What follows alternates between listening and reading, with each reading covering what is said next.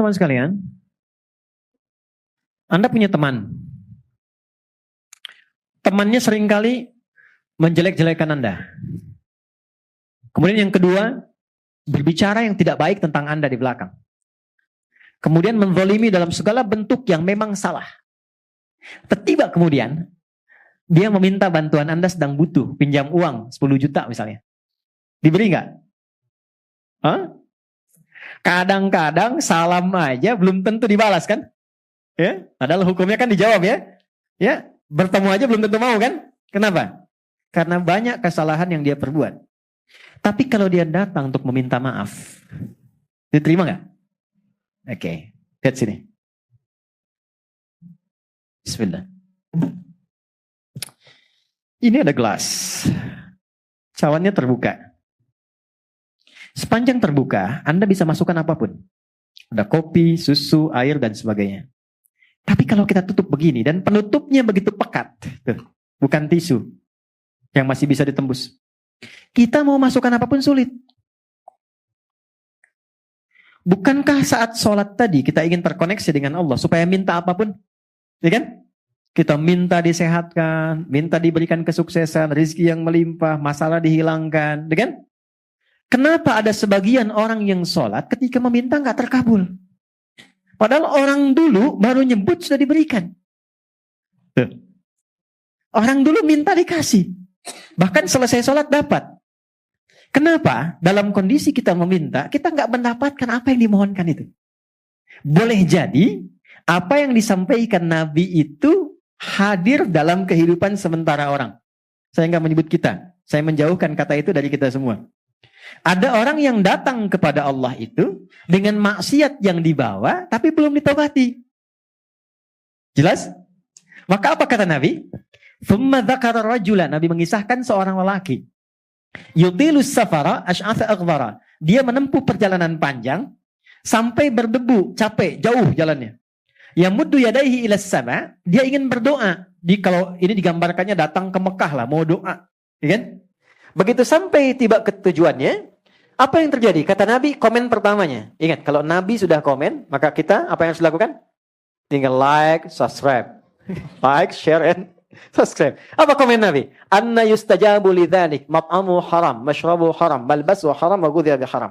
Bagaimana doanya bisa tembus sementara makanannya haram, minumannya haram, pakaiannya haram, perangkat hidupnya haram. Ternyata bukan Allah nggak mau kabulkan. Begitu mau dikasih, mental. Karena ada sekat. Itulah sebabnya, kenapa sebelum kita minta banyak dalam sholat, minta sehat, minta rizki, minta rahmat, minta segala hal, kenapa dimulai saat takbir dengan memohon doa taubat terlebih dahulu? Di pembuka awal. Pembuka awal yang mengawali sesuatu dari mulai asalnya, itu dalam bahasa Arab disebut dengan iftitah.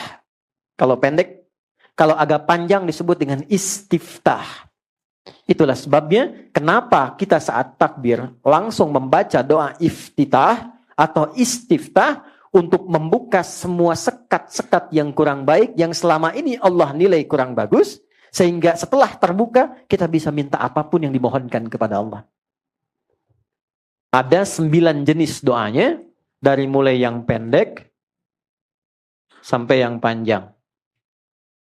Kalau pendek namanya iftitah, kalau panjang namanya istiftah. Atau kadang untuk mewakili keduanya, baik itu pendek ataupun panjang. Oke, teman-teman biasa baca doa apa? Gak apa-apa. Iftitah. Allahumma ba'id baini wa baina khataaya kama ba'adta bainal masyriqi wal maghrib. Ada yang baca Allahu akbar kabira, alhamdulillahi katsira? Ada yang baca wajjahtu wajhiya alladzi fataras samawati wal ardh? Ada? Baik. Pertanyaannya, tahu enggak maksudnya apa? Paham enggak gitu? Kita baca tanpa paham, dapat pahala dan gugur kewajiban, mengangkat kewajiban. Tapi kalau kita baca paham artinya, maka pemahaman itu memberikan dampak pada jiwa kita. Sehingga menggugurkan dosa-dosa yang pernah kita lakukan dan merubah kita menjadi semakin lebih baik. Saya ambil contoh. Baik, 3 tadi saya bahas dengan cepat. 1. Allahumma ba'id baini wa baina khataayaya kama ba'adta bainal masyriqi wal maghrib. Allahumma naqqini minal khataaya kama yunaqqa thawbul abyadu minad danas. Allahumma ighsilhu bil ma'i wal thalji wal barad. Baik, teman-teman, kalau ada orang berbuat salah, perbuatannya disebut dengan akhto'a. Oke? Kesalahannya disebut dengan khoti'ah. Kalau banyak, maka disebut khotoy. Itu yang banyak salahnya. Khotoya. Gini. Khotoya. Yang banyak salahnya. Oke? Kalau saya mengaku, saya ini banyak salah. Maka tambahkan ya kecil di ujungnya. Khotoya. Ya. Gini. Artinya, saya mengaku banyak salah. Saya mau tanya, siapa matanya yang tidak pernah berbuat salah dalam memandang? Ada. Oke. Dari tadi pagi bangun sampai sekarang, pernah nggak salah lihat? Barusan masuknya udah salah lihat ya? Huh? Oke. Pernah nggak telinga itu berbuat salah dengar? Baik. Sampai ke ujung kaki, selalu pernah salah kan? Baik ya. Artinya, kesalahan yang dilakukan itu tidak satu dua, mungkin banyak. Ini yang datang ke sini pun, saya ingin tanyakan. Dengan orang tuanya, baik tidak? Ada masalah nggak? Dengan pasangannya, dengan anaknya, dengan kerabatnya. Puncaknya dengan Allah. Tidak ada satupun manusia yang bebas dari salah.